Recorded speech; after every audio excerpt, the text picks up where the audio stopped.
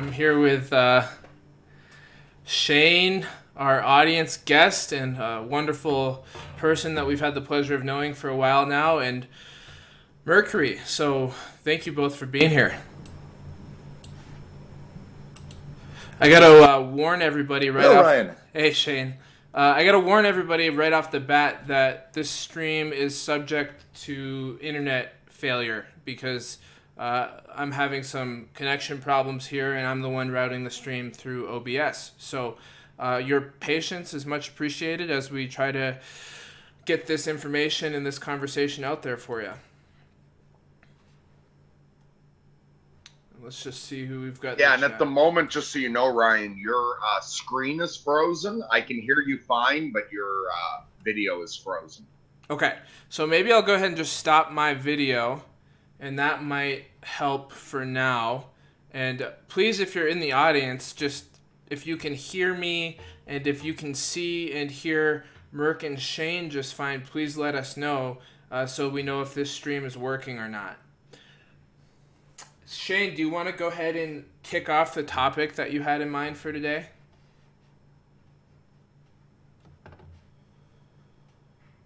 Yeah. I thought with everything going on, it'd be good to talk about people's like their habits and what they're how they're dealing with the situation and what they're doing to deal with the situation and kind of like how it's changed different parts of their life. So like morning routine is just I feel like is a big thing people are like dealing with or not at all because they're just not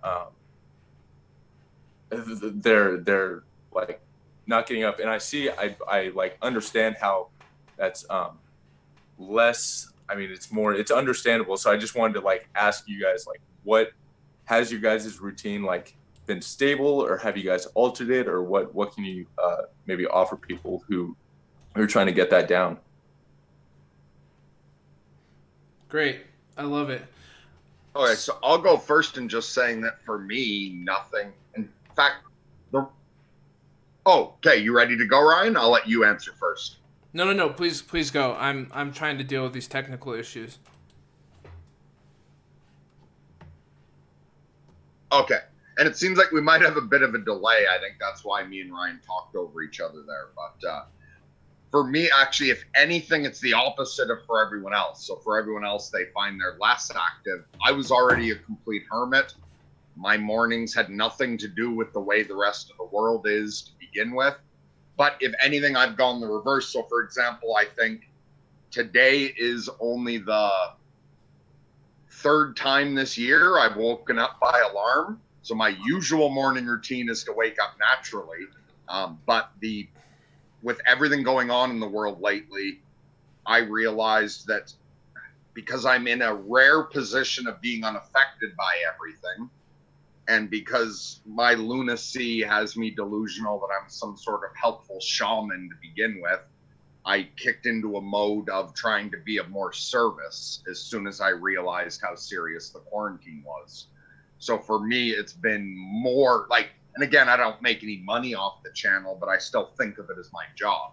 So for me, I've devoted myself far more strongly to my job. And for instance, I got up today by alarm to be here for this just because I want to be able to help out with everyone struggling so much. So my situation's the opposite of most people's, which is why I'm pushing myself to try to be there for people who are struggling more with chaos, because that's home for me.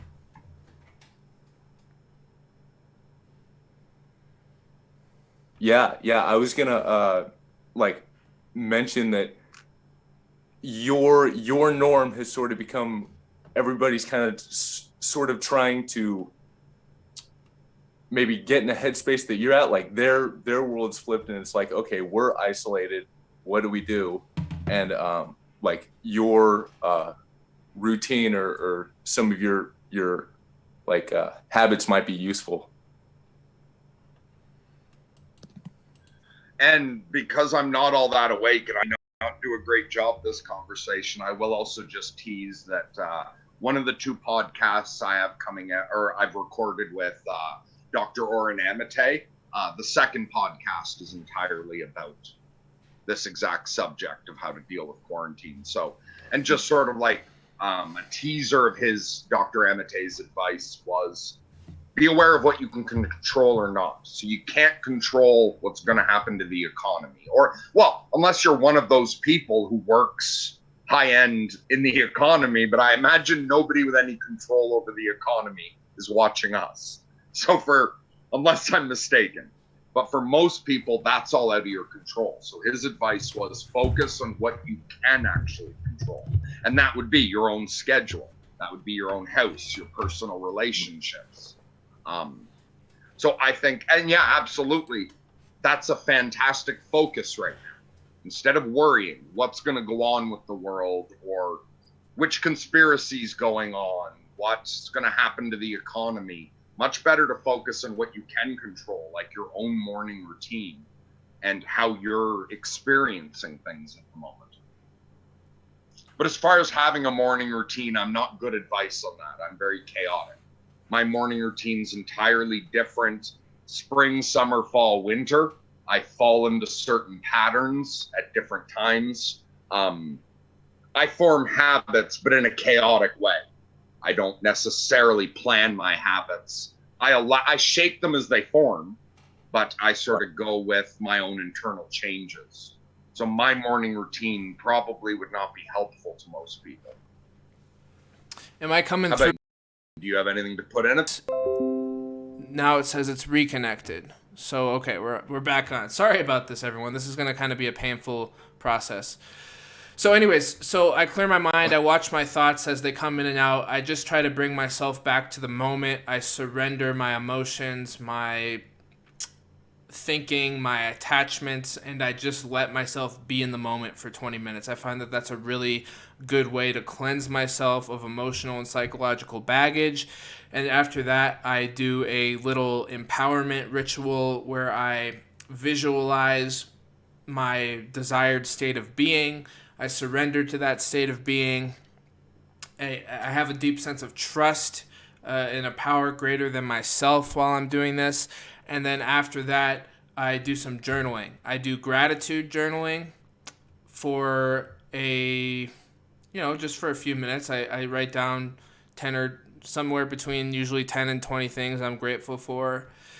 The reason I do gratitude is because it's so easy to forget about the beautiful things that we have in our lives and the amazing blessings of the simplicities that we overlook every day. And so it helps me to consciously remember and re-engage those basic beautiful things about life.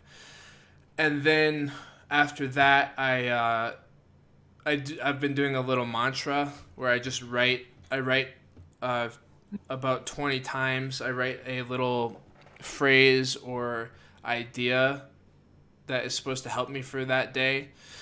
And yeah, that's pretty much it. Oh, and then I do my subpersonality work with my different parts, and I go back and forth between those parts, and I kind of arrange my day and my attitude based on that.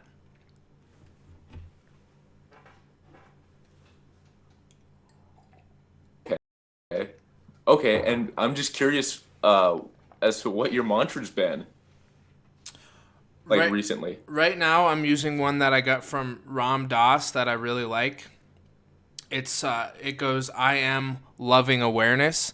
I love this so much because it combines two aspects that when you put them together, there's a phenomenological state that comes out of it that I really appreciate. So when you put love in correlation with awareness, there's this sense of permeation throughout my body and my mind, because being aware is one of the most fundamental pieces of transformational psychology. It's noticing, being a witness to yourself, being a witness to your mind, right? And so when you combine that with an intention of love, there's a sense of deep connection And it's not just gushy love. You know, it's the type of love that can also hold a boundary. It's the type of love that can also be very strong and powerful. But it's love nonetheless, and that love combined with awareness is a very powerful state of mind.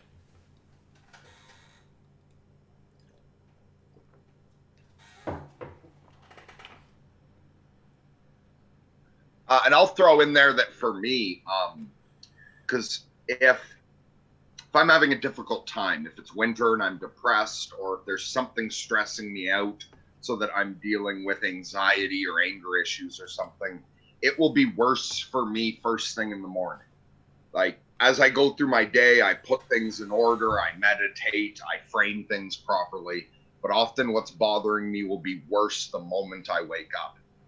And so I've trained myself to instantly upon waking, no matter what horror I'm waking into, acceptance of the moment is what I've trained myself into very strongly. So that if I wake up just wanting to bash my head into the wall until I'm dead, just horribly suicidal, not to wake up and think, oh, fuck, I'm experiencing this, to wake up into, okay, this is how today's starting. That's fine.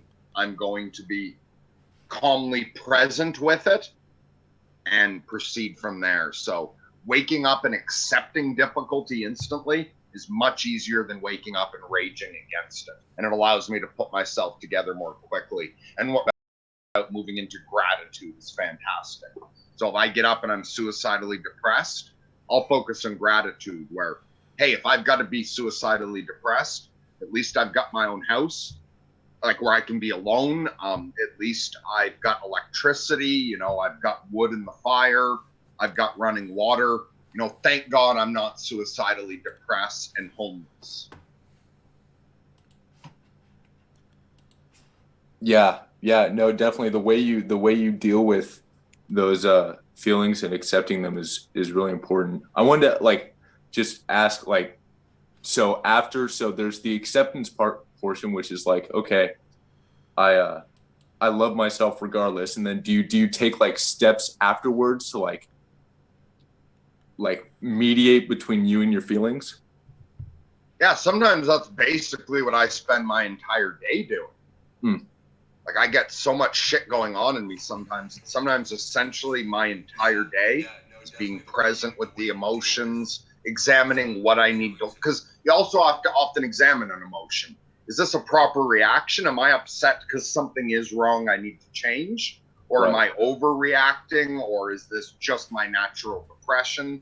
So to be like to define what kind of bad feeling it is, and then especially, and then to go from there. So if I define that the bad feeling is because, you know, something's clearly wrong I haven't dealt with, then maybe I need to deal with that. I need to make that phone call. On the other hand, if it's something where it's out of my control or it's just winter depression, like just that, then to be aware of that and then to work with it. And there's a variety of ways you can go. It's sometimes, it's just, there's so many things you can do. Mm-hmm. Lately, sometimes what I did during my last breakdown often was, instead of even trying to calm the storm or make anything more pleasant, my more recent breakdown, when it seemed like the harbinger of the gods of chaos was there, and it seemed like I was possibly pushing over into psychosis, or when the screaming suicidal demon showed up. This time I spent a couple days where I didn't run from that. I didn't try to let it pass. I turned into it and said, okay, you want to show me how extremely suicidal we can get? Bring it on. Like, bring it on. And in that sort of like in getting maniacal about it. Oh, you want to go to an extreme? All right, come on. More. And I would hold the control, and then I'm not going to let the suicidal subpersonality take control. Like, it doesn't get to sit in the throne, and it doesn't get to run my body. So I'm not actually going to go kill myself. I'm not going to act on it. So I would be sitting still, but inviting inside. You want to feel this? Bring it on. Stronger. More. And inviting it to do what it wants to do. Other days I'll spend all day just constantly needing to regather my mindfulness. to not get caught up in specifics and start blaming other people. But someday, essentially my whole day, and sometimes it's music therapy, sometimes it's I need a bit of exercise, sometimes it's meditation. There's a wide variety of things I do. But often that's essentially my entire day. Sometimes it's sitting, taking care of my inner child and playing with Transformers or He-Man and Skeletor for hours.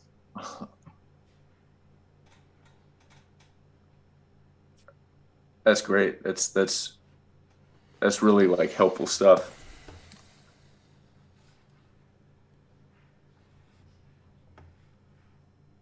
How you doing over there, Ryan? I'm just trying to figure out what the hell's going on with the internet, really, but I'm listening to everything that you're saying. So, yeah, I think that we are lagging on the live stream quite a bit, but I think people can at least hear us.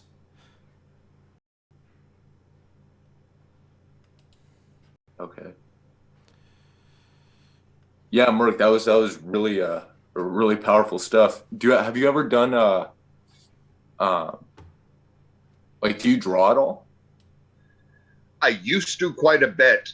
I'd say over the past 5 years, the only time I've drawn is when it was one of my kids' birthdays, and I would draw cards by hand. I think that's all I've done for years, was occasionally hand drawing a card. I used to draw quite a bit, and I was learning to be a tattoo artist when I had my second breakdown. So I do have a natural artistic skill, but I haven't used it in quite a while. Okay. Yeah, drawing and writing, I found like there was one point where, stuff I was going through, it seemed like the writing, like it hasn't been as impactful. Like it's done good stuff, but there was a point where I felt like I really needed the writing. Like it made a huge difference at one point. Well, I think all art is magic. So whether you're drawing or writing, Right. that allows you to connect to whether it's parts of your own subconscious that you're not aware of, or whether it's actual muses and angels. I think we can connect to very therapeutic things, regardless of what kind of art we're doing. Whether it's music, writing, drawing, I consider those magical and mystical practices. So I'm not ever surprised when someone finds it therapeutic. Also, it can be incredibly so you can use it as therapeutic magic, but also, I wouldn't, if you're dealing with, for example, loneliness, creating art that that just symbolizes being alone eternally will help you understand your feelings of being alone, but might also keep you stuck there. And for instance, Alan Moore, and I've heard other writers say this, say it's surprising how how years later it seems a mirror in the real world. Or Alan Moore says it like that the border between our world and the idea space is permeable, and that he's found sometimes what he writes later affects his world. Grant Morris, I forget which, that we talked about, I mentioned briefly before we were streaming. He's a magician and a comic writer, and he at one point used a comic he was writing. I forget what the series was called. I haven't read it. But he used it like a giant sigil, and he found that he could begin what he wrote for the main character began to happen to him. And I think at first it was that he wrote some kind of like life-threatening thing where the character went to the hospital, and he ended up in the hospital with a certain kind of injury. He then proceeded to use it to his advantage, to write things he wanted to do into the character's life. So art can be powerfully magical, both like inwardly, but also it seems that it can affect the outward world in strange ways, which many of our people here have experienced. All kinds of synchronicities. Our artistic output seems to interact with the synchronicities in the universe, which is part of why I've been so careful, because I used to write a little bit and shit like that.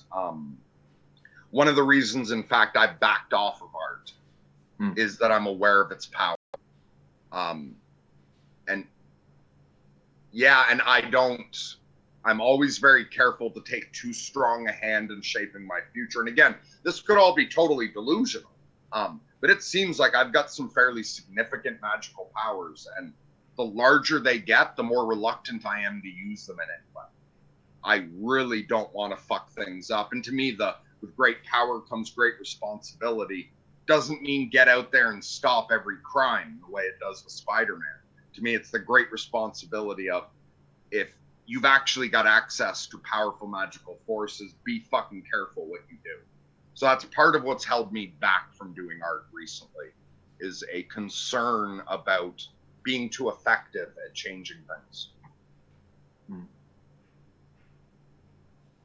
Yeah, I've definitely noticed things as I've written things. You see like glimpses of it because you're like moving towards something, and when you write, you definitely, it feels like you change your direction or your orientation, and yeah, I can definitely see that. I thought one thing I thought of was uh, Marx's. I heard Peterson talking about something that Karl Marx wrote, and it was just like the most like horrible. It was like out of intense resentment. Just like it was resentment on paper, and yeah, it is powerful stuff because you write, and sometimes it's like, okay, should I be cathartic and just write, put hell on this paper? And it's like, maybe I shouldn't. And it's like, yeah, that Then stuff. again, sometimes putting the hell on the paper can be exactly the right magic. It's, you want to take that hell you're experiencing, you want to express it fully on the paper and bind it there. That you want Right. to take the hell you're experiencing, bind it to some words, trap it on a page. And again, it can be a powerful thing where someone else reading it might fall into that hell. But so you've created a magic portal. You've trapped all that hell you're experiencing there, and you no longer have to go through it. And anyone who wants to experience it for a moment can expose himself to the page and then step away. However, Yeah. depending how your magic works and like what your skill level is, you could also do the reverse of, you could put your hell on paper and trap yourself with it. Right. And I think you would intuitively feel what you're doing. Are you writing this out and you're expanding it? Are you writing it out as a way to vent it and let it flow away? Or are you writing it out to bind it somewhere so that it can't bother people? Often that involves things that I can't describe in words. They're internal guidances that you have to experience before you could even start discussing them. Right. Yeah. No, totally.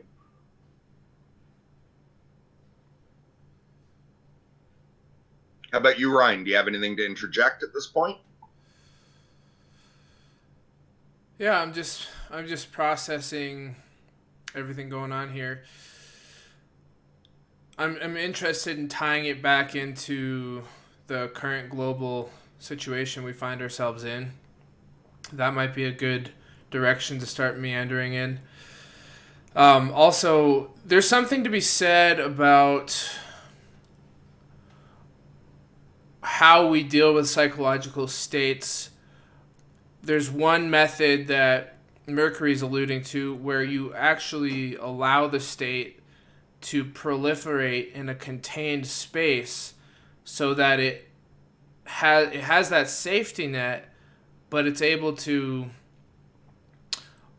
burn itself out in some ways, but also in other ways to be seen in its full nakedness, so that you have this witness consciousness that comes in, and that state drains of its power more and more because it's being contained in that vessel.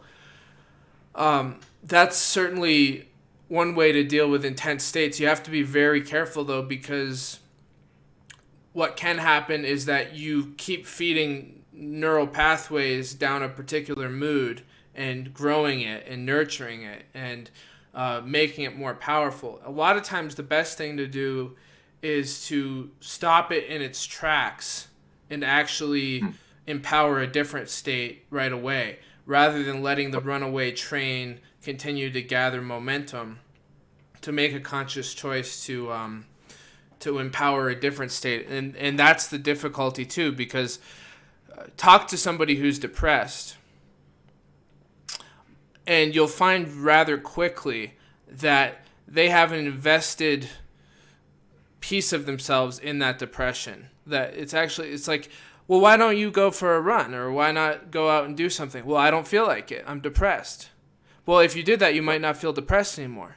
I don't want to not feel depressed anymore. You certainly find, as you go down that line of inquiry, that people have an investment in their state of being.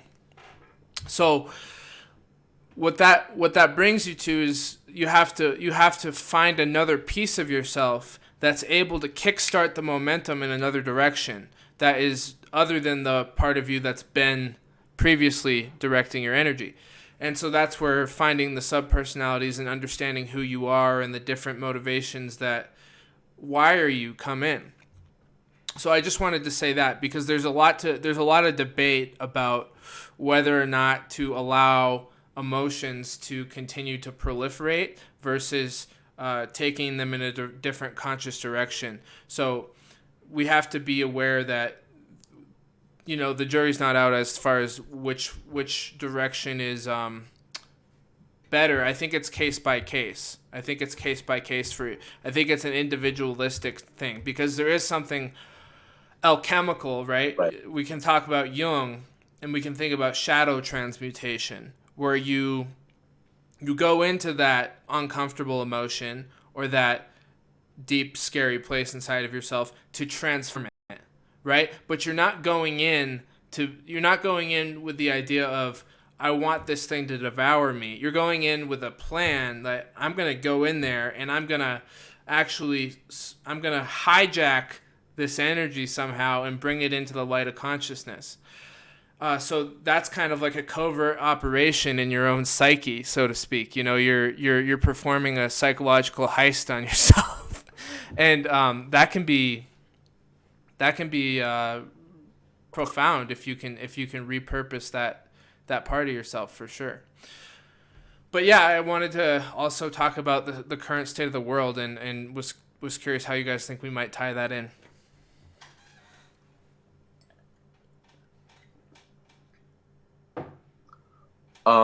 So one thing I thought was just how many. It seems like there's a lot of ways this could go. I've thought about how, like, since this thing started, I think being creative was going to be very valuable, like very important, and like the artist kind of like trying to realize, sort of realize the potentials that are hidden in it. And I think maybe possibly like realizing what potentials in the negative are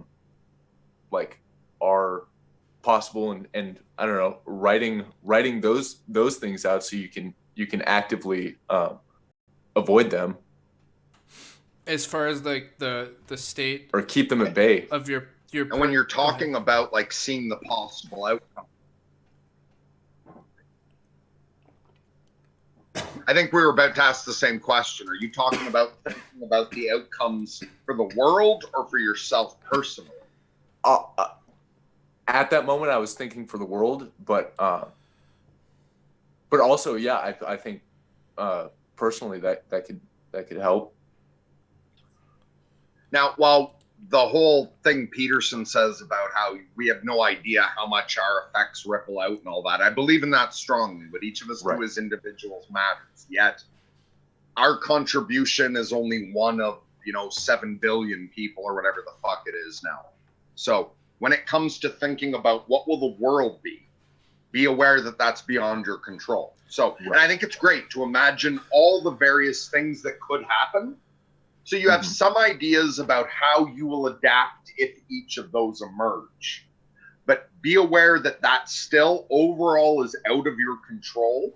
And so you plan for yourself. And of course, You think, what can I do to tip things towards the better options? Right. But be aware that the overall thing is out of your control.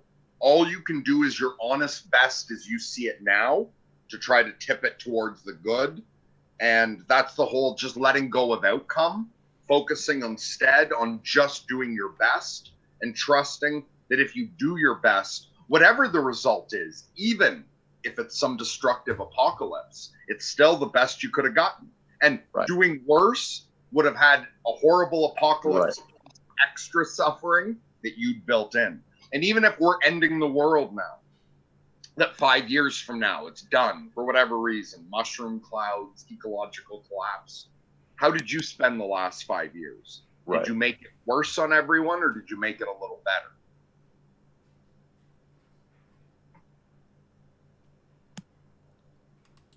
Yeah, I just think too, when we're thinking about the state of the world, it's really important to realize, back to part of what I think Mercury was saying in regards to Dr. Amate earlier, is that there's only so much that we have control over. And so it's really about asking the question, what can we control? What can we impact in our own lives? And it's also prudent to look at the current landscape and to ask yourself, well, what are the probabilities here? What are the worst case scenarios? What are the best case scenarios? What are the in-between scenarios?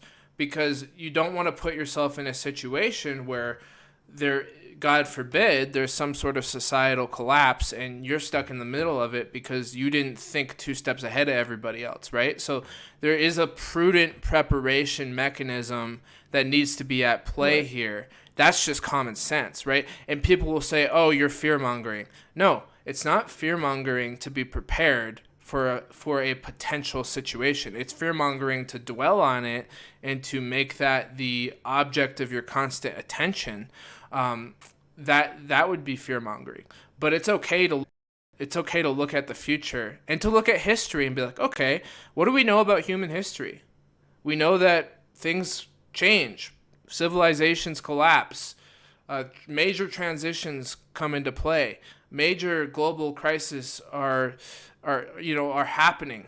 So we have to be looking at that with scrutiny and realize that we're not immune. We're not immune just because we have modern technology and just because we are in 2020. We still have to be prepared for the same potential disasters that anyone else had to.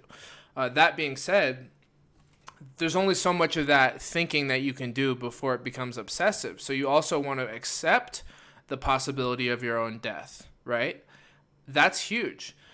So do what you can to ensure your survival, to ensure the safety of your family, and accept that at the end of the day, nobody's getting out of here alive. We're all going to die, and that's okay. And how can we live to make ourselves a worthy death, so that when we do die, we can look back on our lives and feel a sense of satisfaction at what we had accomplished, or who we loved, or how we lived, right? And so at the end of the day, the only person you got to get past is the guy that is looking in the mirror, or the gal that's looking in the mirror. And so if you look at your life now and ask yourself the question, would I be satisfied if things were to end tonight?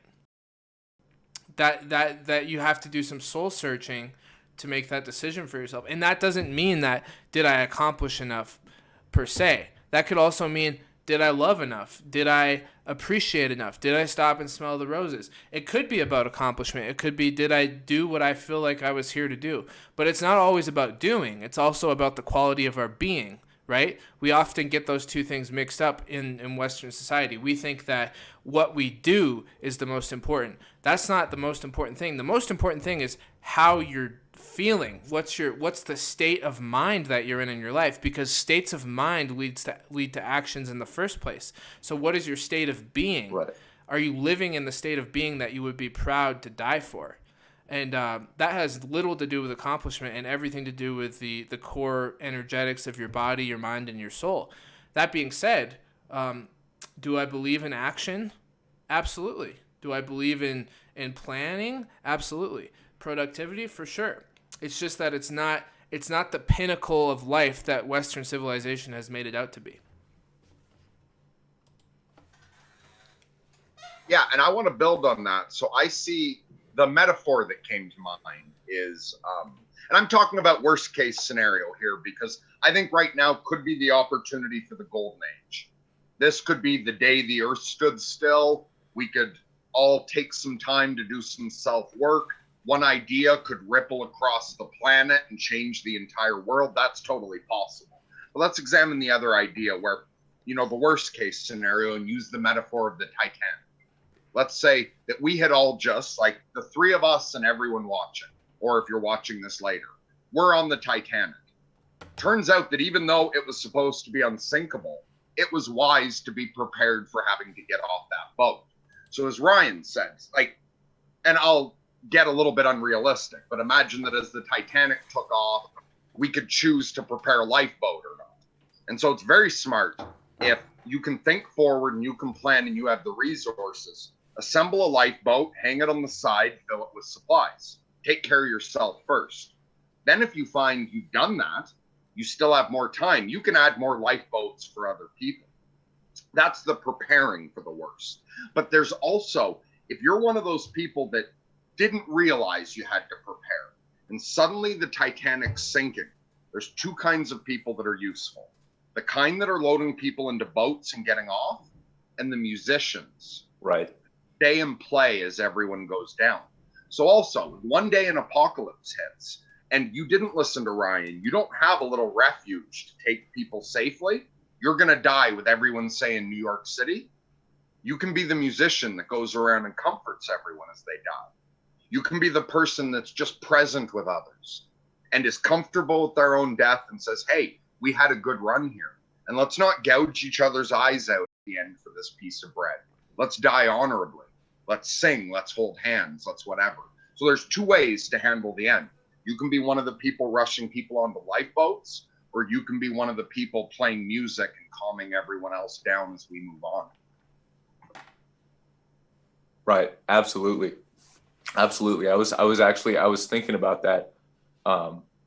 The preparation piece, like before this thing happened, it was like a couple of weeks before, and my sister was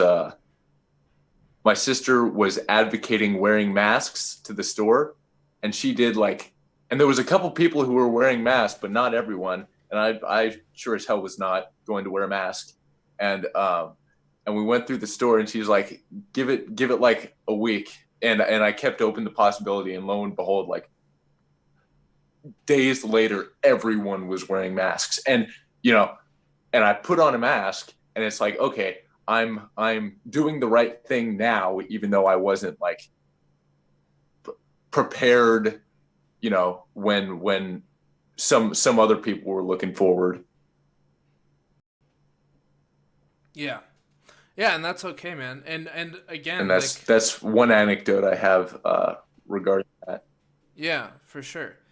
And I think that it's, by no means do I believe that this particular situation that we find ourselves in now is some sort of Armageddon. I don't think that's the case. I think that it's a wake-up call and an opportunity for us to grow and to to suffer together, right, righteously and support one another. So yeah, I think there's a lot to be learned right now, and this is nowhere as near as bad as it could have been, right? There's plenty that could have gone wrong that hasn't yet. So knock on wood, but this is a learning opportunity, and also it's good to acknowledge that actually there's people who their whole entire life right now is ruined to some extent, whether it's economically or health-wise, or a family member is has died or in a severe condition. So for some people, this is a sort of Armageddon, but I'm just talking on a global scale. And should I talk about my mystical messages about what's going on, or should I not? Because I'm aware that what my angel tells me is relating directly to me. I'd say go for it, but it's up to you. Okay, so I think I just need to be clear about that. When I'm talking to my archangel about this, my archangel's talking about me, and what happens in Quebec can be entirely different to what happens in Texas, India, East Asia, obviously. My angel did not warn me to prepare for this.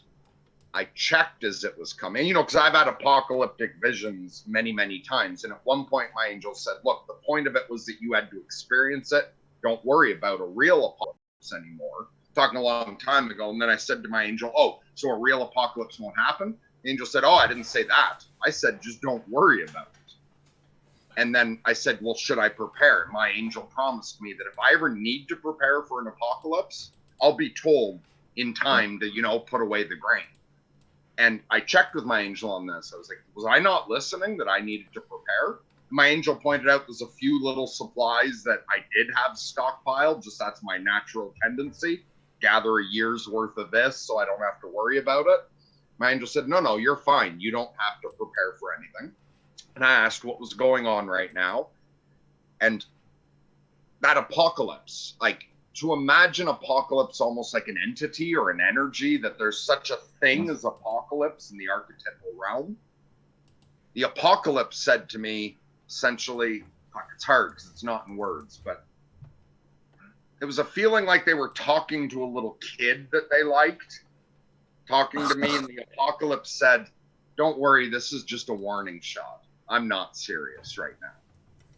And the apocalypse said, this is the smallest thing I could do that would make society think seriously about apocalypse. If it was any milder, people wouldn't be worrying about apocalypse. But don't worry, it's just that I want to allow people to have personal experiences of apocalypse. And that if we respond properly to the warning shot, we can transition to the next stage of human society without further disaster. However, if we don't adapt to this, our ways of thinking, there will be a more serious shot in the future. If we don't adapt to that again, and eventually we could end the world. But I've been told this is a warning shot. Now, also though, for the first time in my life, every other time I ask my angel about preparing, don't worry, I'll tell you if it ever needs to happen. Recently, my angel said, don't worry, but when this is over, we might be having a talk soon about preparing. Now, that doesn't necessarily mean an actual apocalypse is at the end of my life, because me building a small retreat, having it with solar power, self-sufficient with emergency supplies, that's just a great thing to do, even if there's not an apocalypse. In fact, last year, one area here got flooded. A lot of people lost their homes. And I remembered thinking, if one day I could build a retreat with, a bunch of cabins so people could meditate alone and where we could hold events, it'd be great to have it stocked with emergency supplies so that when a flood happens, I can go to the local council and say, look, I can take 10 families and just let them use those cabins. So I've been told that if the world provides me finances, I might be told to buy a piece of land at some point in the future to doomsday prep it, but that's also just a wiser way to live. It's better if every house is as self-sufficient as it can be. And I've been told if the funds are there to create a retreat, but a retreat that in times of emergency can switch into a shelter for local families or communities. Did that all make sense? Yeah. No, I think the question of survival is more on people's mind, and I think people are going to be stronger and a little bit more harder because of it. I think that element of survival, if it's integrated properly, can do just that mind shift, will help a lot, I feel like. I'm just gonna grab a coffee. I'll be able to hear you guys. So just keep going. Okay. Yeah. And I think that element, and then just like exercise and like just a means of staying active and busy with your time, like helps helps a lot right now. And I feel like that's like thinking about survival and keeping yourself like healthy, um, really will, along with everything else, will make you better coming out of this, like will make people stronger. And I feel like that's like the opportunity in my view. And like going inside also, I feel like is a huge part of this. Like in looking inward. Yeah. Yeah, absolutely. Yeah, it's crazy how our civilization has been so comforted by our modern technology and access to food, water, everything's so easy. Right. And not everywhere by any means, but by and large in a lot of places it's been pretty good. And then you see like how fragile the system is that undergirds all of our day-to-day activity. And you just think about how much you rely on electricity, for example, for getting your basic needs met. And just imagine the power goes out for a week. Just a week. Yeah. It won't take you very long to come up with a list of things that would be very bad in your life if that happened. Water supply gets damaged or tainted somehow. Imagine. I mean, there's so much about our life that is propped up by these fragile systems that seem to our everyday mind, they seem perfect. They seem bulletproof. You don't question that you can just flick a light and flick a switch and the lights are on, right? You don't think about these things. And so we take for granted that which has become such a part of our everyday existence. And then it takes that to be tested. It takes that to be pushed for us to realize, oh, we're apes that have been evolving for thousands and thousands and thousands of years that have somehow come up with these clever inventions to keep us comfortable. But the layer of protection between us and the hard elements of Mother Nature is actually a lot less thick than we like to pretend.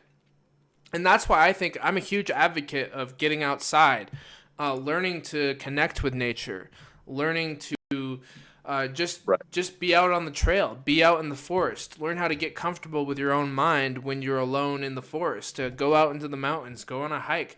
If you can, get out there as much as possible to realize what this planet actually is. And because we think we live in, if you live in a city, like you don't really think of the planet in the same way as if you live in the country or if you live close to the forest. Your mind kind of creates a world around you that is so separated from the raw elements of nature that you begin to forget these basic things about life. And so I think psychologically it's really helpful to reconnect to nature, to start building a trust with being out in the wild, and also just have an appreciation for the luxuries that we have that allow us. These are luxuries that allow us to have problems that we wouldn't usually be able to think about. Like there's so many things psychologically speaking that we ruminate on, that if we were just trying to find water and food, if we were just trying to get that next elk for the hunt so that our family could eat, like we wouldn't be ruminating in the same way because we would be dealing with the practical issue of survival. So there's a way in which mental health issues to some extent become a luxury, which is really ironic to think. Think about that all the pathologies that we've accrued in our diagnostic statistical manual are actually a product of decadence. In part. I'm not saying all of them, but in part. Right. And it almost, as you were saying that, it was like, it almost makes you grateful for them. Yeah. Like grateful for the problem of having to keep the structures going and maintaining them, and like helping them become, more stable through our efforts. Like it's almost a blessing to try and keep the Great Father like up and running. Exactly. Yeah, and think about this too. Like people like Mercury, who deal with mixed states psychologically. He has a diagnosis of bipolar, which if we lived in a more primitive time, that he might actually be a shaman. He might be the Right. shaman of the tribe, right? But because our civilization doesn't know how to integrate these mixed states into a industrial world, we find ourselves creating disease models of the mind where if you're not normal, you're pathogenic, right? And so we put ourselves in this weird situation where we create this super ego, like in a Freudian sense. We create these societal norms, and then we tell people if they don't fit those norms that they're sick, rather than that they're different, or they're not adapting to the circumstance the same as other individuals. We push the sickness narrative. But if you think, when you realize that norms are actually cultural designations that don't really come from the basic constituents of nature, then you realize that we're making shit up and we're calling it true because it gives us the safety blanket of that we know reality. Right.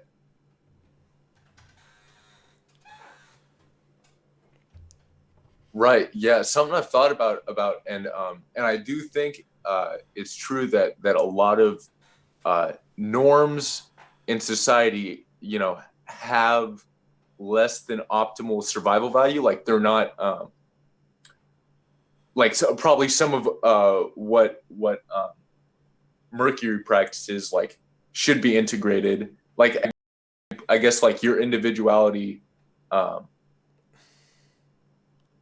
Some of your individuality is more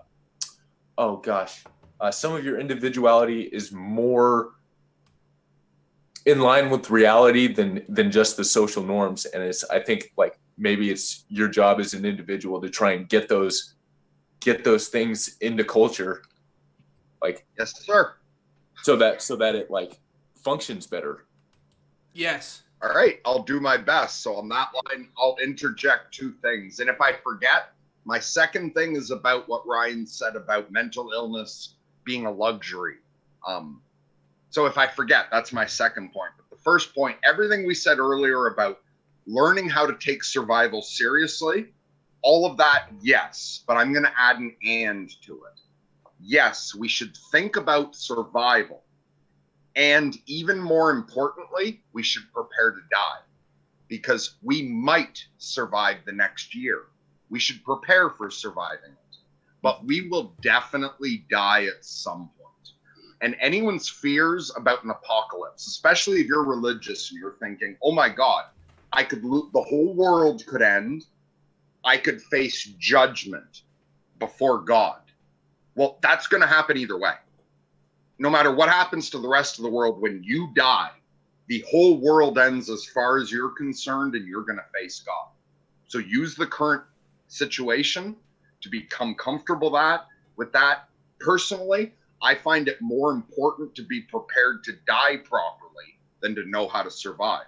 It's great if you can also know how to survive. That's ideal.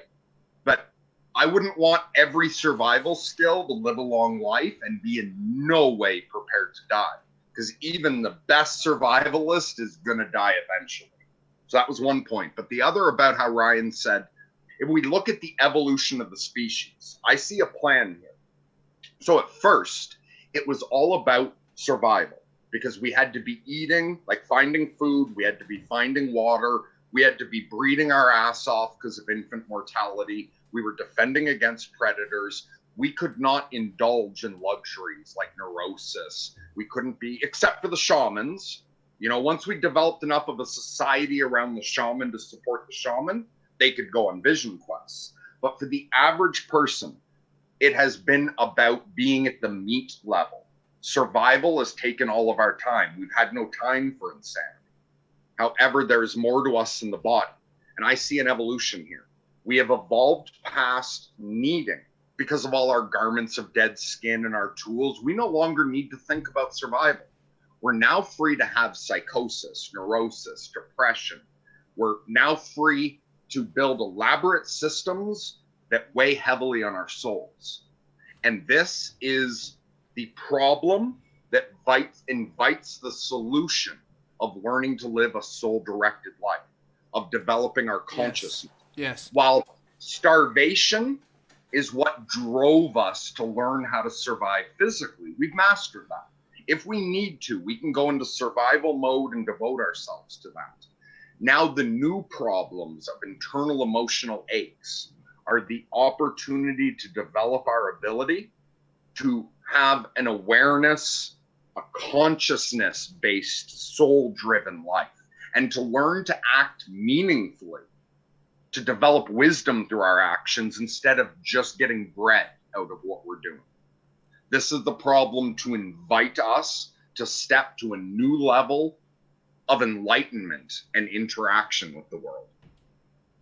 Yes, absolutely. And it's times like these globally where the whole world is reminded of the stark difference between a ancient society and a modern one, or between a third world country and a first world country.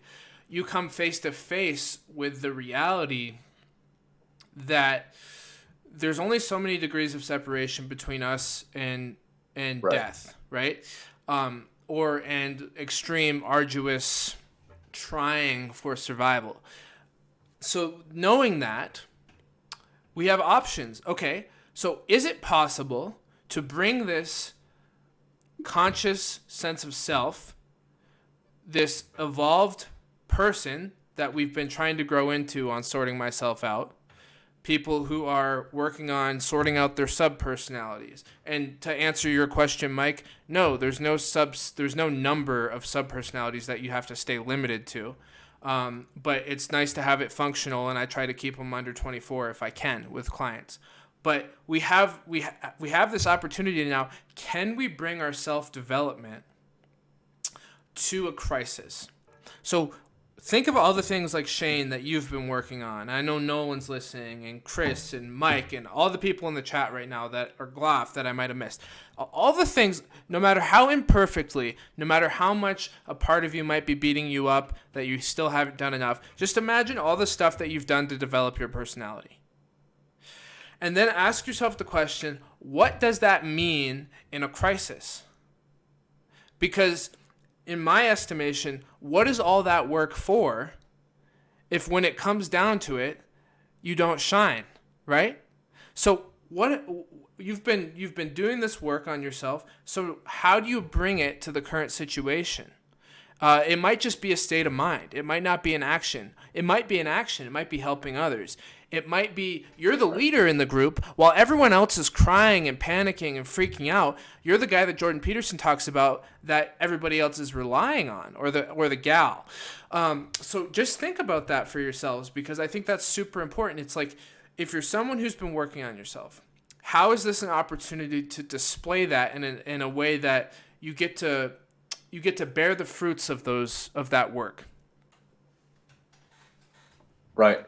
No, I think that's incredible. I was actually thinking, like, tell me what you think of this. I was thinking, okay, so when this thing happened, it was like, I was working and I stopped working, and then now I'm like, okay, so a big part of me is saying, okay, go back to work. Like, I've been keeping myself busy, but it's like, okay, I feel like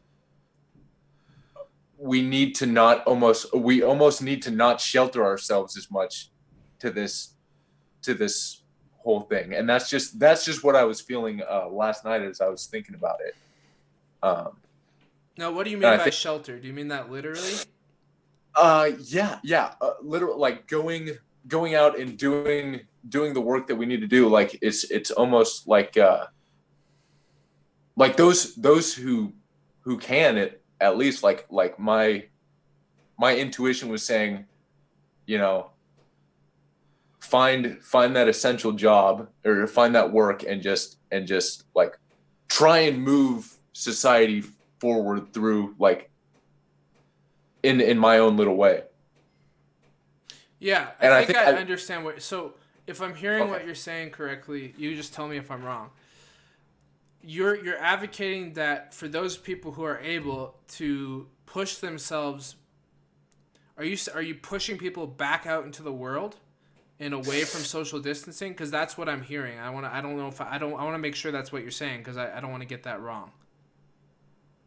Yes, and when you say it back to me, it sounds kind of fishy, but no, like keeping up like smart things, like learn the lesson. But yeah, part of me was just like, yeah, going back out in the world. I just want to know what you thought about that. Yeah. So stupid. Well, no, I mean, you have every right to think about that. And I don't think it's about being stupid or smart. It's just about having the conversation so that we can figure out what emerges out of that space, that tension that we create. So I'll tell you, for me, that there are significant consequences to spreading the virus for several reasons. Like, first of all, because you can be a asymptomatic carrier, or because the period of time that you can have the virus before showing symptoms can be, at least 4 days, right? They're saying that's a minimum that could be 4 days. So in that sense, there's a chance that if you don't need to be out in the world for an essential job, like we're talking groceries, we're talking grocery stores, we're talking construction, we're talking health workers, we're talking delivery services, etc. There's a way in which just the very action of going out is putting people at risk, because you don't know if you're a carrier. And so you have to ask yourself the question, is it really the right thing to do for me to put people at risk when I don't have any assurances? Unless you've had an antibody test, you don't really have any assurances that you're not potentially ending your own or somebody else's life. So I'd pump the brakes there, because young folks like you and I, Shane, are very unlikely to be hurt, that doesn't... See, people have this thing where, it's just old people, right? It's just, they're going to die soon anyway, like whatever, right? But like, to me, that's absurd. You can't measure the value of a life, right? Obviously, if given a choice, you could save a 7-year-old with a life of potential, or an 85-year-old that's got a few years left.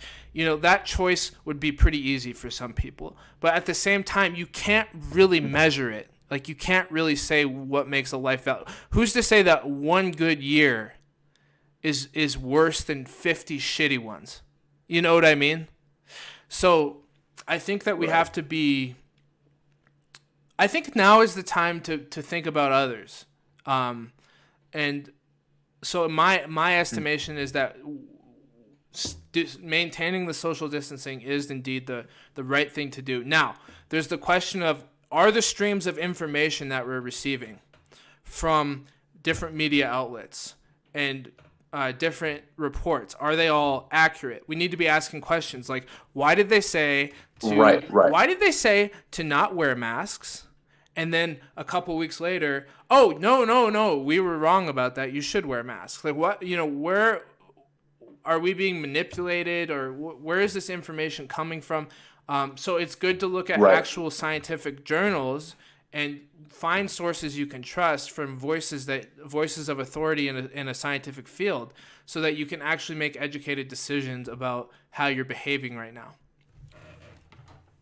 Yeah, and I have something to put in at this point, because it seems to me like what we've developed here is that, unless I'm mistaken, Shane was speaking from a somewhat mystical subpersonality. He was talking about receiving a message that it's time to stop sheltering. And then Ryan responded from a very scientific subpersonality.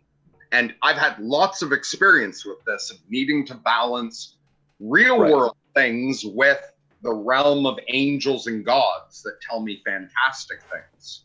So what I would do is access both parts of myself right now to question you, Shane. So even if Ryan's perspective is wrong and we didn't need to do the amount of social distancing, it's possible that we actually do. Or if we don't actually need to, bear in mind that everyone else thinks we need to. Right. And we can take that seriously and say, okay. So for instance, do you have a specific sub-personality that was the one receiving that message that it's time to stop sheltering?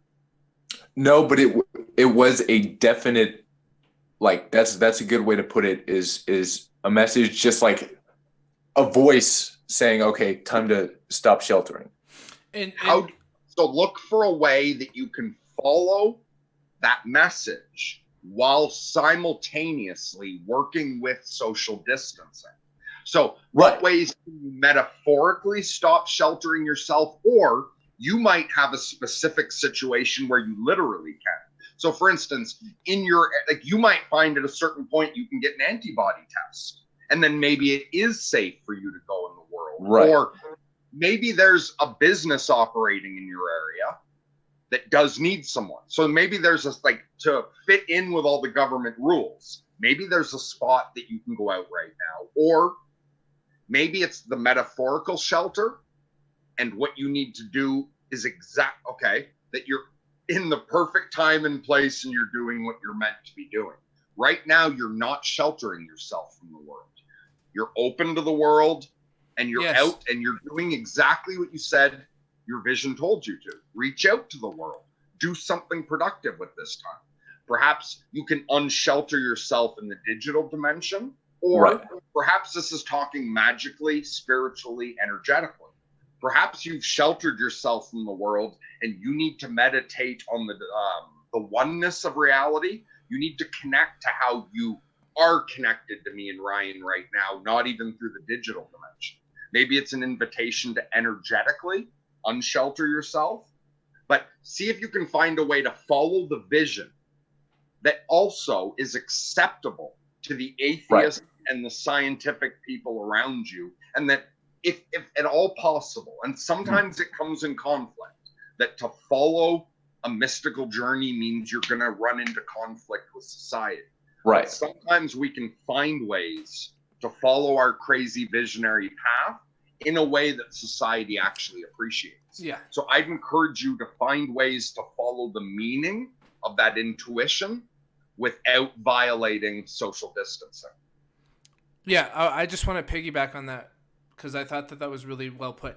A lot of times the psyche will speak to us metaphorically, and the images and the words that we get are not always meant to be taken literally. It's like a dream, right? Like we think, okay, we get a message and we think, okay, I was in the grocery store and the cashier in the dream told me to stop buying red meat. Okay, that's a dream I've had. So like I wake up and my first inclination, because we have the tendency to be literal, is like, oh, maybe I need to stop eating red meat.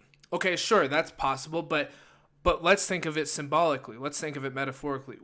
Mercury did a great job nailing this. What does it mean to you to stop sheltering? And when you think about what that means, then you can start to dig into the emotional textures and the feelings that you're having, and you might find, oh my God, I've been holding back. I've been sheltering myself from really opening up to others, from really living my purpose. I've been hiding away, whatever it might be. And I need to start taking steps to open up. So I think that was brilliantly outlined there by Mercury. On the other hand, as far as the actual event that's going on with the virus right now,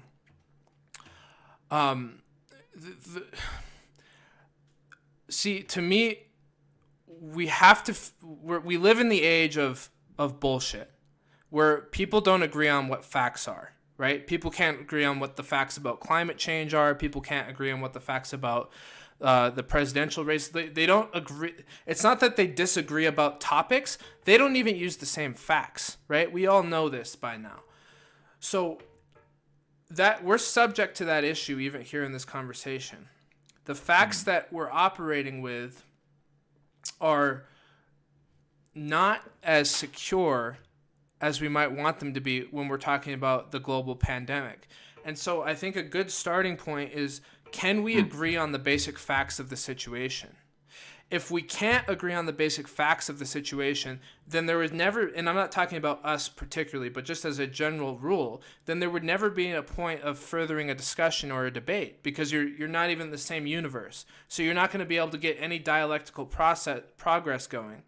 On the other hand, if we can agree on the basic facts, if we can agree on the science, if we can agree on what's happening outside in the world, if we can agree on the most basic premises, then we can have an argument about what the best thing to do is. So that's kind of a side tangent. If we were to go down that road more, I'd want to establish an agreement of facts. Right.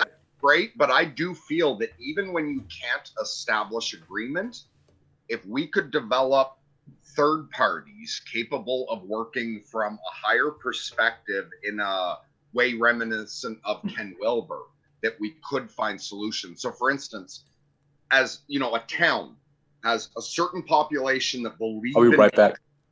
Sure, no problem. A certain percentage of the population believe in God and want the town built around God as real. A certain percentage of the population are atheists. And if we could have a third perspective that looks to find a way to create a place for both and to find a way for both to live harmoniously together. So it's great when we can find common ground, but when we can't, if we can respect each other's opinion and say, look, it's fine that we don't have common ground here. Let's divide up the ground in a way that works for both of us. And then even atheists might find that even though they don't believe in God, when we've integrated the local church into the community, that those church members are delightfully helpful and provide lots of great therapy or host events that the atheists can enjoy the community of without needing to believe. And the church can benefit from the things the atheists are doing for society. And that comes from when we can allow others to be what they are, respect them, and allow ourselves to be something different and work in harmony. Like the trees and the birds and the worms don't agree about what reality is. The birds live in one world, the worms live in another, the tree lives in the bridge of it. But they don't argue about that. The worms aren't trying to convince the birds to go underground. Instead, it all learns to work together and create a forest. Yes, I can see all that. I'm going to push back a little bit here, Merc, just on a couple things. Push hard. No, I'll push gently, like a nice soothing ocean wave at midnight.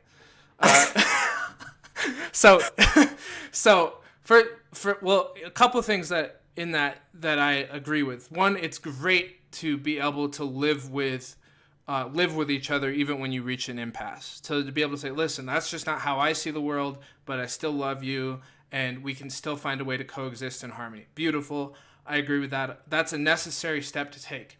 But that still doesn't further the argument. That doesn't reach a solution as far as the particular question. So I'll give you another example. A religious woman, there was a news video done on a religious woman who was convinced that if she went to church that she would not get the virus because she had, quote, the blood of Christ on her. So that it was okay for her to go into public places and, mingle with other people and expose herself and others because she's being protected by the blood of Christ. Okay, now let's just think about this. Now let's take a scientifically minded argument. If I'm looking at that situation, I'm thinking from the scientific parts of me, from the subpersonalities within me that are prone to that type of analysis, I don't care if you think the blood of Christ is on you. If you do this, you are exposing yourself and others to the virus. That's just fact.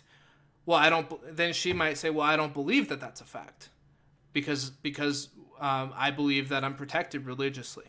So there's an impasse there that it's destructive that we can't move beyond that because now we're going against the grain and one party is moving in a particular direction with its own teleology, and another party has a totally different aim, and that causes destructive argumentation, and eventually I think the worst case is that leads to violence, that we can't agree, or potential harm, right? Like if I think that, okay, I'm a big believer in spirituality, I don't have any problem with people's religions, but I don't think that protects you from the biological forces of life. I don't believe that. So Or to me, an even better example would be like Heaven's Gate cult. There was a man going on his vision quest, and as a result, he ended up castrating people and causing them all to kill themselves. Right. And yeah, I absolutely acknowledge that there are times when you following your personal vision quest will be in direct conflict with society.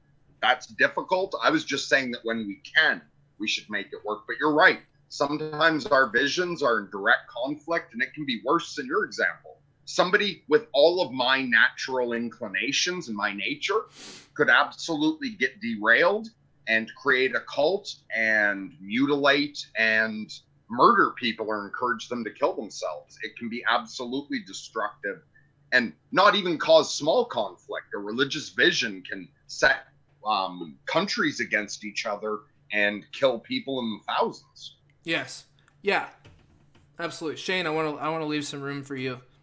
Yeah. Okay. So weirdly enough, the woman you described and the cult leader, for some reason, I can relate more with the cult leader than I can. Like it's like, oh, understandable. Like there's elements of that are understandable, and then the lady not leaving because of she might spread a cold or a coronavirus. It's like, Well, wait, I gotta pause you there. See, just even calling it a cold is a total straw man. Yeah. No. Yeah. No, I understand that. Okay. I understand that. That was a poor choice of words. Yeah. But she seemed like somebody I would be more less empathetic with than and I don't yeah, it was just funny how that worked. But yeah, it's like at that point, like with a situation like that where there was differences, because I totally agree with like realizing, when somebody has a different viewpoint, realizing that, you're not God and your viewpoint isn't totality, and that the other person's viewpoint is valid and might be useful, and understanding, like that's great. But then the situation you described, it was like, okay, there's actual consequences to her being wrong. Yes. Yeah. Right. And right. I think Sam Harris does a good job outlining the cognitive dissonance that can be created by these intuitive or religious beliefs. Right. And it's like, how do you, should you walk away when there's an impasse like that? Or, I mean, yeah, that's difficult. Well, you have to see, I don't think it's not a situation where you can walk away, right? Because you think lives are on the line, and one person thinks lives are on the line. So if you think lives are on the line, you're at liberty to continue trying to convince this person, and you're at liberty to be outraged about it. Right. Now, on the other hand, if you're totally convinced that that the blood of Christ is the be all end all, then you might have your own reasons to be outraged that this person isn't understanding how powerful the blood of Christ actually is.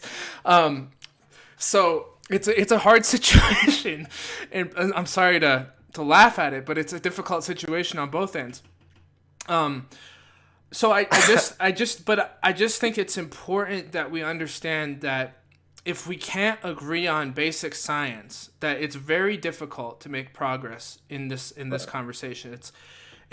For people that mistrust even the scientific journals or the sources that are coming from our top scientists, it's hard to move anywhere, because it's like we have no common ground, and so we're not working as a unit about how to tackle this situation. So I would say that for me, I believe in the scientific method. I don't think it's perfect, but I think it's good at figuring out things about the objective world in which we live in that we wouldn't be able to figure out otherwise. And I think it has a good track record. And I think to argue against that is, to me, would be silly. To argue against that this science has worked and that there are results that science produces that are empirical. I don't see good arguments against it. Now, I see arguments that certain experiments have issues, or there wasn't enough testing of the variables, and so the science is at risk to not be as empirical as it claims. That's an argument that I think is totally worth having with any given experiment or outcome scientifically. But I do think to admit that the scientific process and method has good outcomes would be a good starting point for people who are struggling with these types of conversations. Now, if you can't admit that, then it's like, Sam Harris talking to, a religious devoted person, and you've seen those conversations on YouTube and how they just go in circles. And while Harris might make a joke out of it, or it might be funny and entertaining, the other person doesn't actually come over to his side. So it's a difficult, I just think it's a difficult overall situation that we find ourselves in. Yeah, you almost have to try in God's name to convince them of their misapprehension of an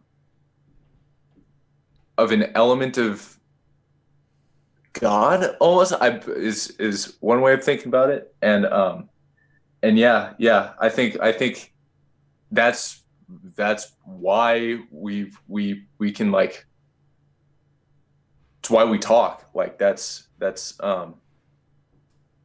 it's why we have this okay, talking, even when it gets a little bit heated is okay, so we can figure these things out. And what you were saying about science there and the distrust of it, and if we can't even agree on that creates so many problems. I would tie that in as well with the conspiracy theories that are taking off to the point where flat Earth is coming back, the number of people who can't trust the media, the number of people who don't trust the government, the number of people who don't trust our scientists. And that situation is very hard on all of us right now. It's affecting all of us that we have that conflict within our society, and we fucking deserve it. And it's our own karma. It's our own doing. This is a result of we have all been fucking lying to each other brutally for generations. And if someone young is watching this and thinks, I want to fix this problem, the way to fix it is stop fucking lying. If you're a scientist, don't misrepresent your results to get your career moved ahead. If you're a journalist, be fucking honest. If you're a bag boy, be fucking honest. If we all stop fucking lying to each other, we can redevelop our trust. Right. But one of our most precious resources that we've taken for granted is the ability to trust one another. We've eroded that by lying for no reason all the fucking time. Right. And it's no wonder people believe in flat Earth or afraid of vaccines, don't trust a preacher or don't trust a scientist. Yes. It's because we're all fucking liars. And if the next generation just chooses, like, forget that. I'm going to be wrong, but I'm not going to fucking lie anymore. We can rebuild that trust. Fucking totally. And change the world. It would be great if we could trust each other. Absolutely. Now, I would add a caveat to that. I'm not one to believe that a bunch of scientists are out there that are reputable, the reputable ones that are out there lying about their results. I don't think that, I would doubt that that's a common occurrence. Everything else you said, I totally agree with. And I wasn't implying that, but I expect there's plenty of reputable scientists with honest work who lie casually throughout their life. And so, of course, people are going to have reason to mistrust them. Yes, but the thing, too, is that a lot of these, when something becomes a scientific norm, it's because many different parties have run that experiment, and there's a scientific consensus about people from different parties with different agendas. People think science like it's one big field of people with the same agenda. It's just not true. There's multiple different fields within science, people who are competing against each other for results. They don't want that other person necessarily to get more results than them. So if they run the test and confirm, like, oh my God, this experiment was right, like that's actually a self-sacrifice in some cases to vindicate another scientist's findings. So I think we make a mistake by thinking of science as one big conglomeration. It's like science is huge. Science is made up of thousands and thousands of subparties. It's not even necessarily a unified field. So I think that's an important thing. And another example I'd like to bring to the table is that I have a very close friend of mine who was convinced that Bill Gates put a patent on the vaccine for coronavirus back in October or something before the outbreak. And so somebody had posted on Facebook, oh, we should listen to Bill Gates right now because Bill Gates is giving us advice on the virus. And he posted, well, I don't think we should trust Bill Gates because look at this. He has put a patent on the coronavirus. So I did some research, and I was like, well, that doesn't make sense. Let's see what's going on here. And the patent was for a totally different strand of coronavirus, right? And so it's like people don't stop and think, like people see a conspiracy like that and they just assume the worst. They just assume, oh, Bill Gates is now officially funding vaccines for viruses that he knew were coming beforehand because he's obviously an evil supervillain. And then when you look at the details of the patent, you see it's for a strain of coronavirus that affects chickens, and that there's actually, for those of you who are unaware, there's multiple strains of coronavirus with all varying effects. And this is a totally new one that we're dealing with now called SARS-CoV-2 or something, SARS-CoV-2. That's the official scientific name of it. And so it's like people that want to believe something, they just find reasons to believe it. And then they don't do their research. They don't actually like look at the deeper questions. And Grizz, to answer your question, what did I mean by calling it a cold was a straw man? I know you're aware of this, but a straw man is when you make a caricature out of an argument so that it's easier to defeat. So, Grizz, what I meant by that is calling it a cold when it's actually been researched to be something way more significantly dangerous is making it making the virus seem silly. It seems silly that we're doing this social distancing. So that's all I was trying to say. And then Shane obviously said that was a poor choice of words, and we moved on quickly. So that answers that question. And then you also asked me, Grizz, let me see here if I can find it. You have faith that there will be consequences because you believe about the virus. She has faith that God decides what happens on this planet. It's very hard to move forward when the other person doesn't believe in a divine creator. I'll start there. Can you admit science is corrupted by power because power decides what science is funded? And I think that's a really good point, that the funding can come from places of power who have agendas, but that doesn't mean that they get to choose what the results of the experiment are. So like, just because they're funding an experiment doesn't mean that they have power over what the scientific method finds. And so if they were to come up with results to cater to a powerful party's desires, then that would be totally fucked up. And maybe that happens. But I think a lot of times they get funded and then they do an honest scientific experiment and they find what they find. And if it's good for the company that funds it, then they'll use it. And if it's not, then they'll probably move on to something else. So that's what I would say about that. And then as far as the creator thing, I just want to say I believe in the creator.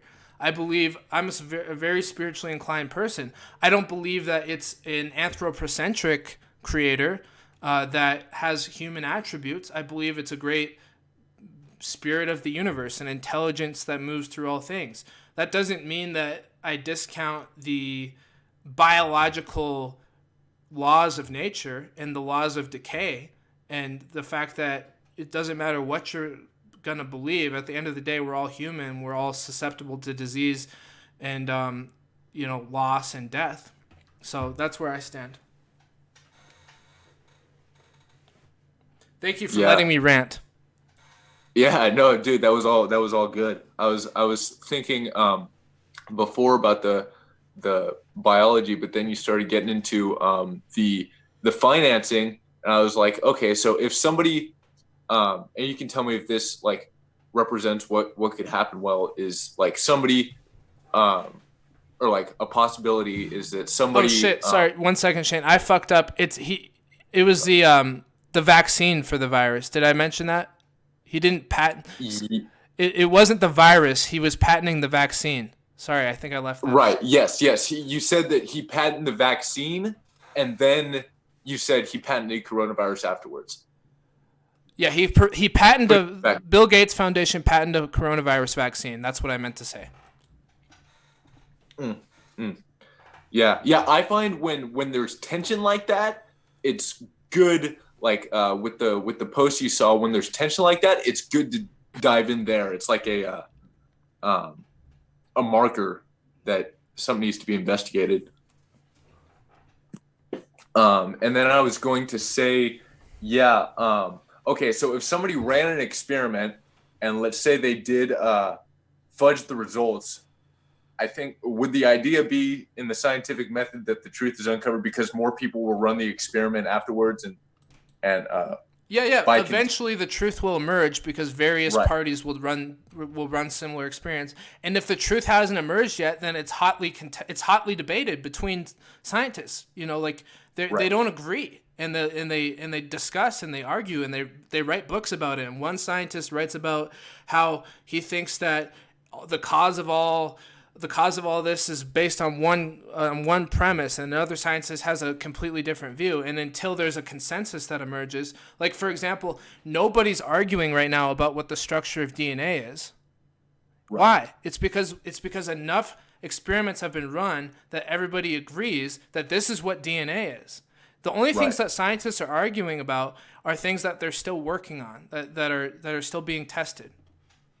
Right. What's one example of that? One example would be people still argue about nature versus nurture because the scientific consensus is not at 100% about how much the environment impacts you versus how much your genetics. So there's a lot of experiments running in both directions, but most are nuanced enough to realize that it's both. But there's still some who take the nurture side more than others, and there's still some who take the nature side more than others because there's not a consensus about the precise amount that it dictates your behavior. There's a consensus typically that it does dictate behavior, but the question is like, to what extent is it nature versus nurture? Right. And then the mainstream is way less sophisticated because in the mainstream, like the public argument is nature or nurture, right? Any like sophisticated scientist is understanding that it's both, but how much, right? So that there's no consensus on exactly what that extent is yet. Now, you're acting, though, out of a faith in something that you don't know for certain. So your feeling seems to be that the scientific method, enough people will keep reproducing this until we eventually get an honest answer. That's because you have faith that if enough of us do it, we'll get an honest answer. Perhaps the world has been more honest with you than it has with Grizz. Perhaps Roger was very honest with you. Perhaps your parents were very honest with you. There are other people in the world who their experience has taught them that even if you ask 100 people, you're still going to get a lie. So I don't think it's unenlightened of a person to be in the mind frame Grizz is in. That just shows they've had a different experience. And some people's experience of the world has been so dishonest that even when you say, don't worry, 1,000 scientists did this, that's not going to matter to them because they're going to say, yeah, 1,000 liars is no better than one. Yeah, see, I think to say that my life experience is what is making me prone to believe in science is I don't agree with. I don't think that that's the case. I wouldn't say that because I was treated well by people that I trust science more. I don't see how that transitions. I could say that because of the research I've done and because of the premises of logic that I've applied, that line of thinking led me to certain conclusions. I would agree with, but to say that it's based on some emotional imprint, I would not agree with. I agree with everything you said there, except that like to my eye, and I could be mistaken, I still see an emotional element there where you have a certain amount of trust in human beings. That's just not true. I used to be like all into conspiracies for a long, and I still believe in certain conspiracies, but I used to like think that everything was out to get me, and that the whole world was lying about and that the like, you know, name the conspiracy. I checked it out. I don't agree with that, Mercury. That's the basis of what I'm saying. And I'm not claiming it's the entire basis. I'm saying I perceive an element of that. Although what you just said is fantastic. So if you were once in a mindset much closer, what is it then? If it wasn't experiencing perhaps a more honest subset of humanity along your journey, what was it that changed this so that you feel more trusting in the scientific process as conducted by flawed human beings? Well, like I said, I don't think the scientific process is perfect, and I'm not a fucking scientist. You know what I mean? Like I'm not their representative. I'm not the representative of different fields of science. I'm just saying that the scientific method has value, and it has a way of measuring reality in a way that's unprecedented, that we've never had in history. And for me, how I got to that point was I went through a process of thinking. Like I evolved, and I examined my own reasoning and my own intuitions about the world, and I did my research, and what came out of that process is I started to find certain things I used to believe were no longer reliable to me, and that was okay. Like it's okay to let go for me of old things that weren't working. I'm still open-minded to the various corruptions that are running throughout the world. And I know that, like, I'm not someone who blindly trusts the government. I'm not someone who blindly trusts what the media tells me. I'm very circumspect when it comes to the state of the people who are telling us what to do, what to think. So that being said, that it's easy to throw a blanket statement over everything and say, therefore, you know, any information that you're getting is, it's up for debate. It's like there's certain times to say that, and there's certain times not to say that. There's certain times to look at the information you're getting under scrutiny, and like you should always be circumspect. But at the same time, there's times to realize, like, listen, not everything is a conspiracy, and there are certain institutions, and there are certain parties of people who are doing hard, honest work, and you can actually research it. You don't have to take my word for it. You can look at the experiment. They've documented it. You can find people who have witnessed it, various people who have signed off on it. And so in order to actually say that the whole thing was a wash, you'd have to go a very long way. You'd have to be like, oh my God, there's a global cabal of people who are creating scientists, who are creating science to brainwash me to think that the earth is round. You have to actually, you have to go a really long way. And you have to get almost absurd to make an argument for some of these things. So I just think it's really prudent to do your research and just look at it, like look into it. And sure, is there possibilities of corruption? Always. And however, don't default, in my experience, to corruption. Like look at it from both sides. Yeah, I think I definitely get Grizz's perspective, but I also think that the scientific method being something that is that's like the peer review process really helps with alleviating or Yes. dispelling some of those conspiratorial ideas. Yeah, so that's what I'm saying, Shane. It's like you would have to really believe that the government was balls deep into globally, not just our government. There was a global effort by the most elite people to control all aspects of scientific information. Imagine how hard that would be to control. And then just Right. if we actually lived in that world, imagine how fucked up everything would be. Like the fact Right. that you have the freedom right now to walk outside and you're not gonna get you're not gonna get arrested, even though we're under a stay-at-home order in a lot of places. The fact that you live in a country where you can make choices, if that was the case, I would be shocked. And I just think it's very unlikely that that is the extent of conspiracy. Now, there certainly are corrupt organizations and fucked up shit happening. I just don't think it's. I don't think it's like as organized as people like to believe. I want to get David Icke on here to talk to you one day. When we get bigger, I want to get David Icke on here, and I would love to see you and him discuss that. And like I really want to stress this, guys. I know that there's corruption. Like for a fact, it's no doubt. It's just like, let's pump the brakes. Let's think about how much corruption is there, and what's reasonable to believe based on the evidence that we have.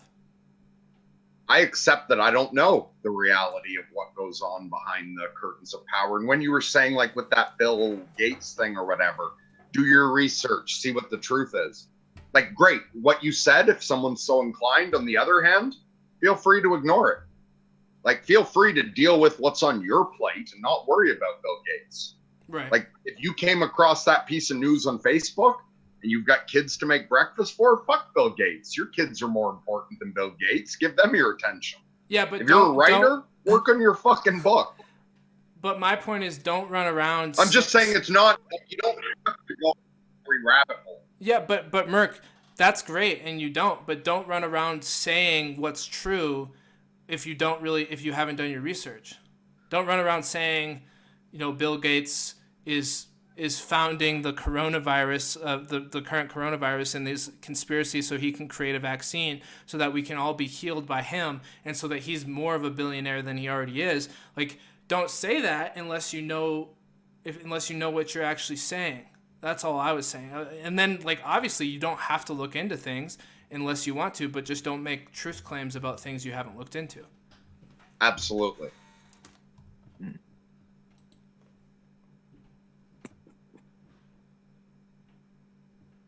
Is there anything unrelated to what we've said that you wanted to touch on, Shane? Like, I'm just opening up for you to pull a total change of subject if you want. Is there anything else? One thing that came to mind just when like you were saying don't make truth claims. Yeah, I think the only if I saw before the conversation saw that somebody had posted this Bill Gates thing and other people were refuting it, I think the only claim I could say is that I should I feel like that needs to be looked into more, and I feel like knowing, I don't know, personally, like prioritizing what information you look into and what you don't look at, like knowing what information or what's like valuable, just prioritizing how you're spending your time. And I think that probably goes person to person. That's just like a yes. Like there might be staples, but like yeah. Like it'd be perfectly entertaining to like dive into conspiracy theories, but it's like, is that the smartest thing to do with your time? And that'll be different from person to person. For David Mm-hmm. Icke, it seems to be very fulfilling on a deep soul level for him to dive entirely into this. For other people, they're never going to want to look into any conspiracy. All they want to do is do their job and enjoy sports, coach a local team. For some people, it's just about raising a family. Some people just want to think about Star Trek all day and memorize blueprints to the Enterprise and write fan fiction and organize conventions. That's one of the beautiful things about the world the way it is today. We can have such a wide variety of experiences, but it's precious. You only have so much time and attention, and there's a whole multitude of things that you could be experiencing. So examine what you're focusing on and see if it's really soul driven And if it's not, look somewhere else. If it is, look deeper. And that's up to each individual to choose for themselves. Yeah, and there's nothing wrong with speculating. It's just a way that we nestle our claims, or like, there's nothing wrong to say, well, I have a suspicion. I don't have evidence, but I'm curious about Bill Gates. I'm curious about whether or not there might be some corruption going on. And here are the reasons I'm curious. I have an intuitive feeling that something's not right. Another reason I'm curious is because I saw some stuff that made me raise an eyebrow. Like, that's cool. Like, that's like, do that all day. Like, do that all day and like just nestle it with some humility. That's all. And it's like, and then when you find more evidence, then you can make stronger claims. So I think that's the beautiful thing, is that we don't have to thwart conversations. It's just the way that we talk about things matters. And I would say not to hold too tightly to ideas, delight in being wrong, because finding out you're wrong is progressing. And yeah, don't hold on to anything. Like, ideally, I hope that 10 years from now, I look at what I'm saying now and I see it as, unenlightened. I hope I'm more enlightened in the future and my perspectives change. I'm not looking to prove that what I'm saying now is right. I'm exploring what I feel now, and hopefully one day I will look back and say, oh, this was wrong and this was wrong, and I've learned this. Delight in being wrong. That's growth. Absolutely. Yeah. I'm wrong all the time. Yeah, and I am glad, genuinely glad you looked into that, Ryan, because now I know. Now I'm definitely gonna look into it, but I'm glad that you brought up that was not a true claim about Bill Gates, because that's been circulating. Yeah, I know, and it's like, fuck, it's certainly possible that Bill Gates is not the philanthropist that he wants everyone to believe. I don't know. See, I don't fucking know. I just know, like, okay, he claims that he wants to help people. He claims that he wants to do something good with his money, and he thinks that vaccines are a good thing to invest in for the world. That's what he says. Is he lying? Maybe. I don't have any evidence for that. But then looking into the details, when people say, he's got a vaccine for the virus we currently have, it took me fucking 10 minutes to figure out that wasn't true. So, yeah, it would be awesome. Dude, and it's good for people to know that, like, something can be checked out. Yes, absolutely. Yeah.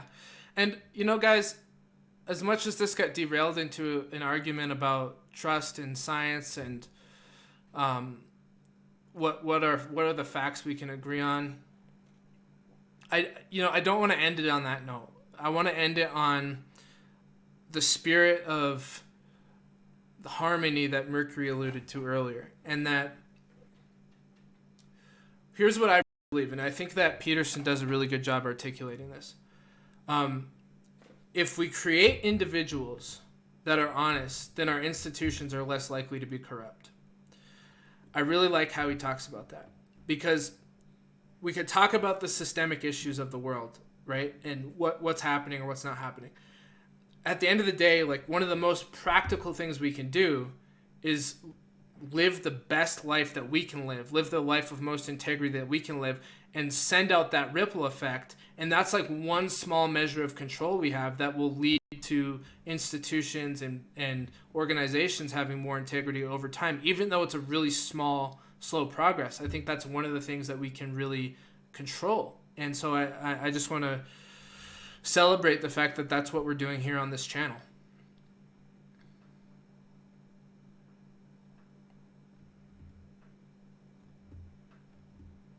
No, agreed. Very well put. Anything else you guys want to share?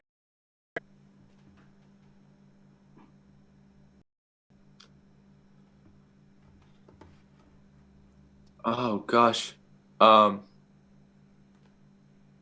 Yeah, I would just advise people to, like, stay positive and stay informed, and, like, be thinking about can I plug Jonathan Pageau real quick? His new video on Borders regarding like the virus is phenomenal. Like his newest video. Oh gosh, what's it called? It's called. Oh gosh.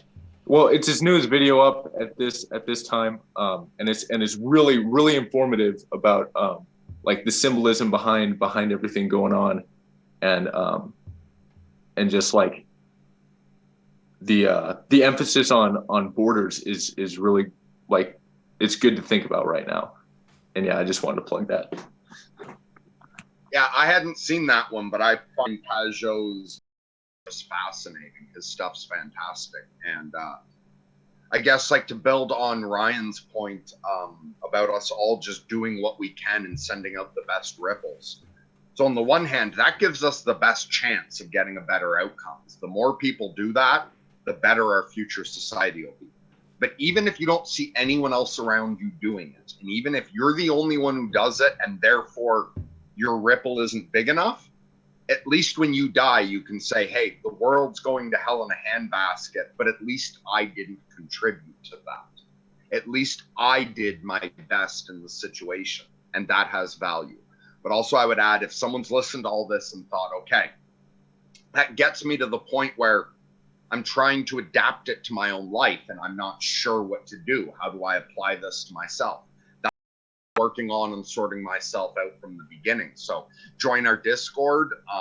Also, people can feel free if you're really struggling and you need some one-on-one to apply this.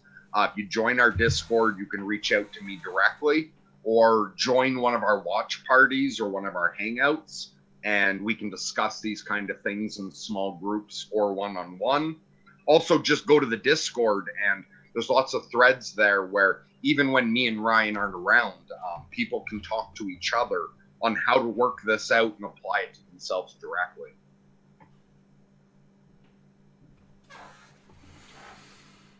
Awesome. Yeah, totally. Thank you for joining us, Shane. It was fantastic having you on. I'm glad that we got to do this finally. Yeah, dude, it was freaking awesome. Whatever happened to the one we did? Like we did one like a year ago or something. Yeah. I have that somewhere. The recording. I was thinking about that last night. I never put it up. I can like put it up definitely. No, I don't care. I was just curious. Yeah, Well, no, it's But if you guys do have a conversation in the can, even if Ryan doesn't care, the audience might care. Yes. Yeah. Yeah, it was about like flow states. Yeah, that was fun. Yeah, if you've got that, I would love to put it up on the channel because I know I'm interested to hear your guys' conversation, and I bet other people are too. Yeah, absolutely. Okay, yeah, I'll find it. Yeah, it just got moved to the back, and I became self-conscious about it, I think. No, don't worry about it. We can do it again too if you don't want to post that one. Let's talk about it and whatever works. Okay. You did a great job today, and congrats on doing a live stream with us. I know that's not always easy because it can be a little nerve-wracking. Yeah. No, it was good. Thank you. Also, thanks again for helping me like co-hosting the last two watch parties with me. I really appreciate that. And I know like lots of people have told me how much they appreciate those watch parties and both the movie and the time talking. So for everyone who's directing their appreciation at me, the last two would not have happened without Shane, and the first one would not have happened without Grizz. So a huge thank you to you, Shane, and to everyone who's supporting the channel however they are. Whether it's like Andrew and Grizz helping behind the scenes, or whether you're just participating in the chats, watching the videos, or coming to the party. Thank you very much to everyone for helping me and Ryan build this on the foundation that Andrew left us. Absolutely. Yeah, and I just want to say I love you all so much. I'm so grateful for each of you that are listening and have been commenting. It's been a long journey getting to know all of you.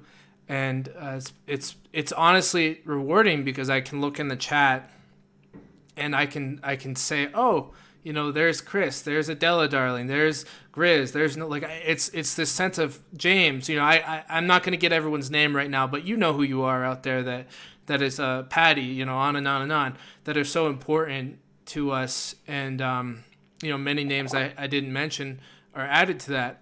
And I just also want to say, I know, we usually don't talk about global commentary and anything even slightly political on this channel. So I just want to reinforce the fact that regardless of anything that I said that you disagree or agree with, the basic purpose of this channel is inner looking within, finding your truth within yourself, working on your own goals, figuring out who you are, learning about psychology and philosophy on a personal basis. So, let's not trip over these discrepancies and forget about what's really actually important, why we're actually here, because that sense of community and shared purpose is a lot more important than what we believe about the world. You know what I mean? In my opinion.